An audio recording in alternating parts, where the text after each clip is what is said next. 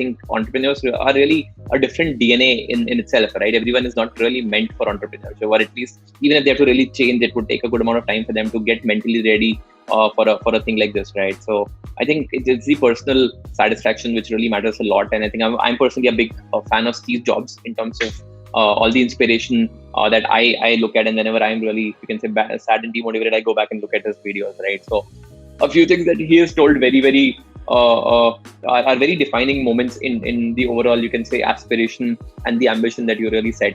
So work is going to fill a good chunk of your life. So do what's really good work, do what's really great work according to you personally, so that you are really satisfied in the long term, you can say, impact that you really create. That's how I think we manage stress. But I think it's a pretty interesting journey. I don't think any entrepreneur ever fails because he or she is not really able to bear the stress. So I think at least I can talk about the entrepreneurs I kind of notice and work closely with in India, Valley, and even you can say Indonesia and Southeast Asia, other geographies, right? I think entrepreneurs are fairly strong in the characters in terms of how they really operate and behave, right? Like quitting your job, quitting something really worthwhile, something large, and then starting something out of nowhere is itself a premise and a good validation that you will be able to kind of continue growing that stress. It definitely takes a personal toll, but I think, like I said, right, it's a different bunch of people who really kind of cope up with that. So it's not something to really worry out when you're starting. Most, and in fact all of them, are really able to cope up with that, and you really figure out over time that small things stop affecting you. It's the larger ambition and, you can say, order of magnitude larger things which really create value and which really create impact, and what really excite you or make you feel sad. So small ups and downs always keep happening. If you're focusing on the long-term goal, long-term vision, these small, you can say, ups and downs would not really affect you, and you would really continue to focus on what's long-term.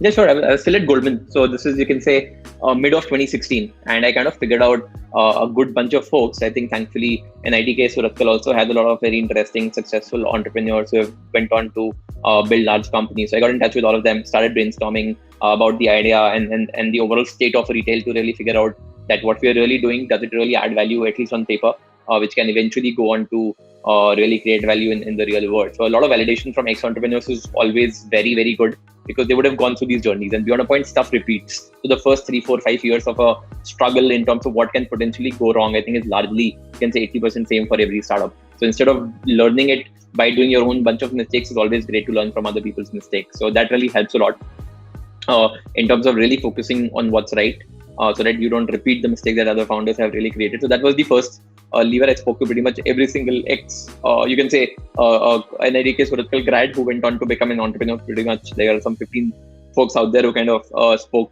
I personally spoke to all of them, were fairly open to kind of advice. That's the other very interesting point about the startup ecosystem, that everyone is really helpful, but you will always have to go out and ask for help. If you do, you will surely get the right help in the right direction from the right people. So that was first. Second was always kind of validate the market that you're really going behind, right? So we wanted to build enterprise software for retailers, and the retailers are the ones who are really, you can say, the customer. So being customer obsessed and getting the validation that, do they appreciate the problem you're solving? Do they appreciate the software you're building?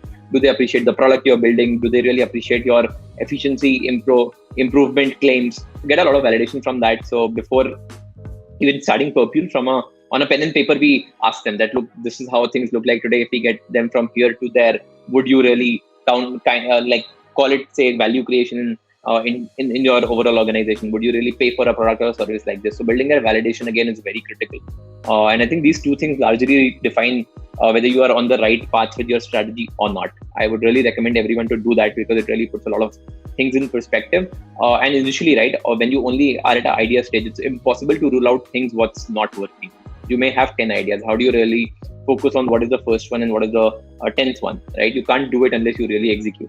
And obviously you can't execute on 10 different ideas. So that's where this whole concept of validation from your potential customers and validation from you can say not X, you can say entrepreneurs per se is the right word to call here. Validation from both of them would really help you knock off things which are not critical, so that you can really pick 1 or 2 or 3 things that you really need to focus on. You can't focus on more than that. So another very key learning of life is really understanding less is more.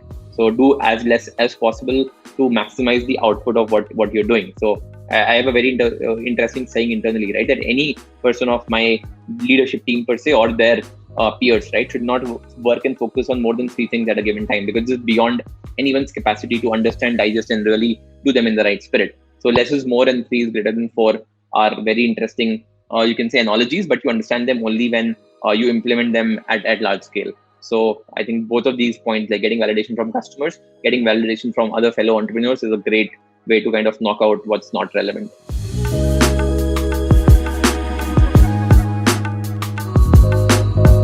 I think it's not pros and cons. All of them are great career outcomes, right? It's not like if you're not an entrepreneur, you have wasted your life, or if you really don't come out of a corporate, you have wasted your life. So I don't think it's either versus or. Both of them have interesting things to add, and I think more than that, it's about the journey. So if you really want to be an entrepreneur, right, you would still want to take a few learnings from large companies in terms of how the structures operate, right? Because beyond a point, the first, so you can say 6 months, 9 months, 1 year, 1.5 years, 2 years is all about getting a product market fit. But once you've got a product market fit, it's all about scale. And scale is actually very less to do with the success and the quality of product. It's a lot more to do with how you build your organization. So it's I think, great to learn those things. So I would say Goldman really gives you a good perspective of how to really build an enduring organization, right? When you have 150 people, 500 people, and so on, right, in your organization, how do you manage them? It's not easy, right? Or to really make sure that the last mile person is also focused on the right bunch of things that you as a founder or a CXO are focused on. So it's very critical to understand the basics of org building. I think early on, the earlier you can understand them, the better it is for your org, and best to understand them from corporates. I would say that is a key addition that large companies can really offer, because startups are generally not, you can say, full-fledged organizations, right? They're building. You grow from 3 people to 150 people in a matter of 3 years. So you're still building it. Even at 150, you might not feel you're complete. So because Goldman has 6,000 people in India and probably 35,000 people globally. So you can say in some sense they are a complete org. So it's great to kind of learn from them. But again, it's very critical to understand what domains are you going to focus on, and kind of learn from them. Because a Goldman can definitely give you a sense of the right org structure, but might not be able to give you a sense of what all levels of controls to really implement from a technology sector standpoint. So it's always good to get that experience hands-on from the industry and the sector you want to focus in.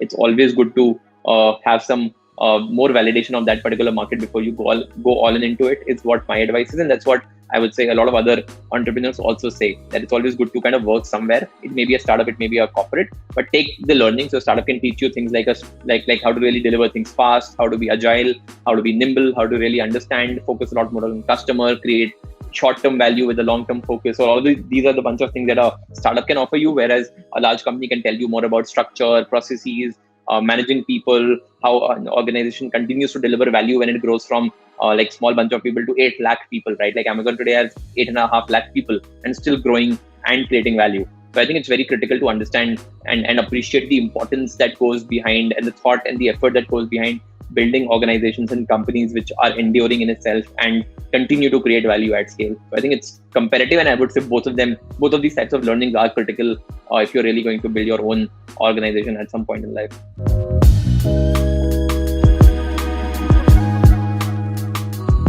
I would absolutely say, again, I would say in college, just don't even think twice. Do whatever comes to your mind. But I think you're very limited from your thought process and, you can say, capability to deliver large things. I know very few people who became fairly successful entrepreneurs while they were in college. So I would love to see if people can really challenge that and say that you can really build enduring companies while you are in college, large ones. So that is number one, I would say, what people should really take as a challenge and then kind of work on to build something large while you're still in college. Second would be for people who are about to graduate and kind of compare whether they should start up or take a job in a corporate or a startup, etc. Right? And you're in that phase of life, plan things out.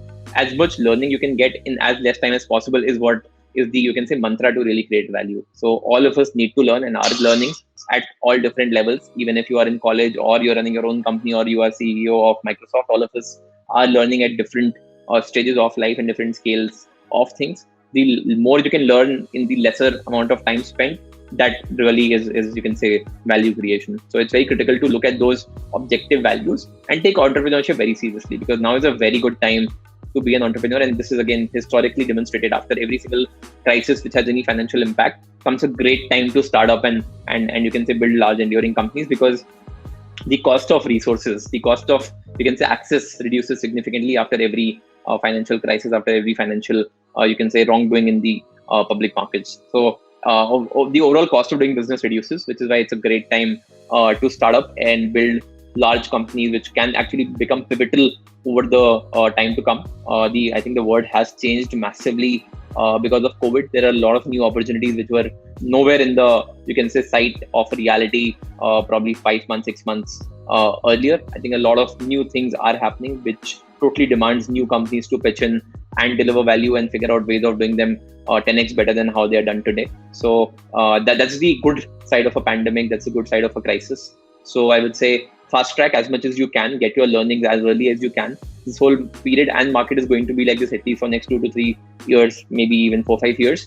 So leverage that because these things happen once in 10 years, once in 15, 20 years. So if at all it's happening in your lifespan, try to make the most out of it. But again, don't jump into it unprepared because the consequences can be fatal. So just make sure that you have enough finances to take care of your basic needs and necessities because these journeys can at times be hard and scary. So just plan your things better because that's literally step one of, you can say, successful planning and successful, you can say, getting your financials right at your personal level so that tomorrow you can get your financials right at your company level, at your startup level. It's very critical.